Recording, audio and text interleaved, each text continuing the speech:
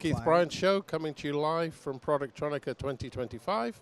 I'm here with my good friend Chris from Solderstar, and we're going to talk about a lot of the new innovations that they have in their products and the software that goes on to support them. So, welcome Chris. I guess that was your lead in. Tell us what's going on. Well, thank you very much for having me, Keith.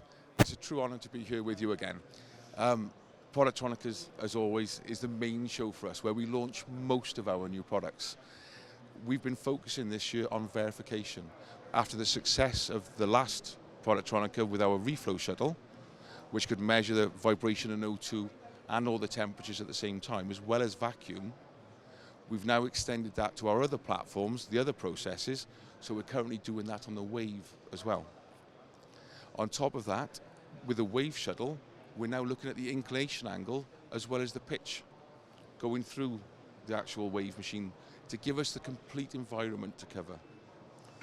Yeah, and I suppose as the technology becomes more and more demanding, even for Wave, you've got to have more and more of that control, and more importantly, you've got to have the data coming out of the system to know when something's changed or something's moving. That's absolutely correct. The machine manufacturers are testing everybody continually. They're continually improving their designs and adding new extra features in, like the ability to change the angles automatically, or on a vacuum, the ability to change the release and the pull down rate. It's important for a profiling company to be able to measure that, because it's a process that can be controlled, thus you've got to check it's accurate. Yeah, but technically now it's gone way beyond just profiling. Because we all think of profiling as, you put a few thermocouples on a board, you send it through, and then you look at what's happening, and then you hope you kind of got it right. But you guys are way more up the chain of knowledge and data than that.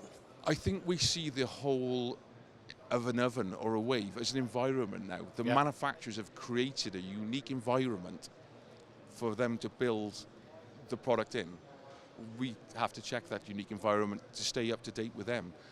People measuring temperatures and thermal profiling is 60, 70 years old. Yep. The machines are brand new and the processes have changed. You've got to move on from just the temperatures alone. Yeah, and not only the machines, the stuff that they're soldering is a load more complex and difficult than it was when people started wave soldering, for sure. Yeah. The world has changed. I often use the analogy when I started in this, the pain was waiting for an oven to heat up. Now the pain is waiting for the oven to cool down. Yep. So everything is just turned on its head over the years, and we have to adjust to that. For instance, you talked about the difficult soldering, vapor phase. It's been brought in for the difficult solder jobs. Yep. We have to create a profiler for it, and we've got a brand new 10-channel profiler specifically designed for vapor phase situations. It can measure the vacuum as it goes in within the process. It also has the release rate, so we can do the release, and we now have a verification tool for it. Verification tool is designed to go in and measure, without using a PCB, the performance of the machine.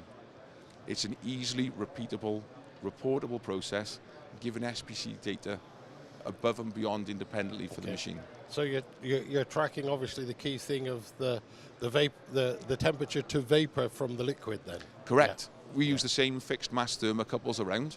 Yeah. Just in a certain process, so we can see the corners, the straights, 8 measured round, and you're looking for the conformal heating coming up. Is it coming up all together? Is there a weak spot within the vapor? We can tell that. Wow, and more and more people, even with vapor phase, are trying to use a fluid that's absolutely the minimum temperature because they don't want to stress the board at all. But it's like everything. The smaller you make the process window, the better your process has got to be, and the better the control has to be. Absolutely correct. There's all sorts of human factors that come in. Poor changing a filter, a mixture of the Geldon, which we've seen before and caused significant problems. But it's not even on the customer site where that happens. They're getting that from a third-party supplier, a distributor who's been brilliant. But sometimes it comes in and a warehouse person will put a different sticker on the front and it's the wrong sticker. Yep. They look at the brand, they search it, they find out the first one, print the sticker, put it on. Yep. It's the wrong part number, everything changes. Wow. The last thing I want to talk to you about, it's been a bugbear of mine for many years. how many faults and how many issues are you finding when you start checking vibration on Reflow and Wave soldering machines? It's actually been quite scary to see. And it's been scary to see because these places where we go, we're checking it and they're looking at the temperatures and they're brilliant. Why? Because they've been checking them for... It's what they've always done. Yeah, oh, years and years, and they're absolutely spot on. The vibration can't be assessed. They know they've got a problem, and they start trying to understand where the problem is. They look at the stencils, they look at where the paste going, everyone blames everyone else in the process trying to find out. And we can tell you straight away, is it the oven, is it not? Yeah. The vibration going through, we can actually see when somebody services the machine and they put oil in, not been in for a while, you can actually see the vibration decrease over half an hour significantly. So we can actually tell people to proactively maintain their machines, not just rely on a service window. Yep. Yeah, no, I mean, I've seen small components bouncing around. I've seen big components starting to skew. And it's the one thing that people never thought about. Everybody, as you say, profiled the oven to death and really did a great job, had all the rest of their process working properly and couldn't understand why they were getting underlying problems. And it's a relative, well, in most cases, it's a relatively simple fix. It's just take care of the machine a bit better. Yeah, but if you don't know or you're relying on someone else to do it, you have no idea. It's the same with the nitrogen coming in. The machine tells you the nitrogen. Maybe the machine's correct, maybe it's not.